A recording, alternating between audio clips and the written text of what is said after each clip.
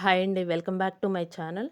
ఈ వీడియో వచ్చేసి మార్నింగ్ వచ్చేసి ఏందంటే, ఇక పెద్ద గార్డెన్ దగ్గర పనుందని చెప్పేసి ఎళ్ళాము. అక్కడ ఏందంటే కరివేపాకు కనిపించింది. సరే ఇక 2 కొమ్మలు కట్ చేసుకొద్దామని చెప్పేసి కట్ చేసుకొనొచ్చానండి. అక్కడ ఈ మొక్కలు ఎలా ఉండయనేది అది గూడా షార్ట్ వీడియో ఒకటి పెడతాను. ఇదొచ్చేసి చూడండి చాలా చిన్నాకు, చాలా బావుంటది. మనకి పోపులోకి వేయటానికి గూడా ఇంట్రెస్ట్ ఉంటదండి ఇలాంటి చిన్నాకంటే. ఎందుకంటే కర్రీలో గూడా కలిసిపోతుంది. మనకి పిల్లలు గూడా ఇంట్రెస్ట్‌గా తింటారు. వేరేయటానికి గూడా ఉండదండి పిల్లలకి. ఎందుకంటే చాలా చిన్నాకు కదా! కర్రీలో కలిసిపోతుంది. పెద్దాకనుకోండి అదైతే చాలా పెద్దగా ఉంటుంది. మనమైతే కట్ చేసి వేయాల్సొస్తది గదండీ! అందులో గూడా పిల్లలు గూడా ఇంట్రెస్ట్‌గా చూపిచ్చరు బాగా ముదురాకైతే.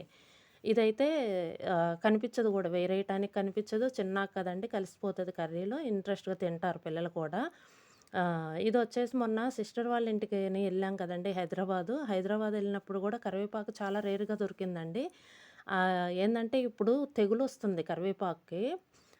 మచ్చలాగా వస్తుంది. అదేందంటే చెట్టు మొత్తం పాకిపోతుంది. అందుకని చాలా తక్కువ దొరుకుతుందండి కరివేపాకు. మార్కెట్‌లో గూడా చాలా తక్కువుంటుంది. ఉంటేనేమో బాగా పెద్దాకుంటుంది. లేకపోతేనేమో అసలుండట్లేదు. ఇదొచ్చేసి ఏందంటే ఇగ మనకి కంటి చూపుకి గూడా చాలా మంచిదంటండి కరివేపాకు. కంటి చూపును గూడా మెరుగుపరుస్తుంది. నెక్స్టొచ్చేసి ఇప్పుడొచ్చేసి హెయిర్ టిప్‌లో గూడా వాడతన్నారు. మీరు గమనించారో లేదో చాలా మంచిది హెయిర్‌కి గూడా. నెక్స్టొచ్చేసి ఈరోజు మీలొచ్చేసి రైస్,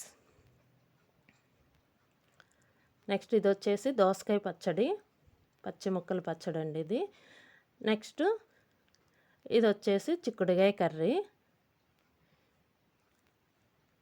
నెక్స్టొచ్చేసి కర్డ్. ఇదండి ఈరోజు మా మీలొచ్చి. మీ మీల్ కూడా ఏంటనేది కామెంట్ చేయండి. ఈ వీడియో గనక మీకు నచ్చితే లైక్ చేయండి, షేర్ చేయండి, సబ్స్క్రైబ్ చేయండి. Thank you for watching.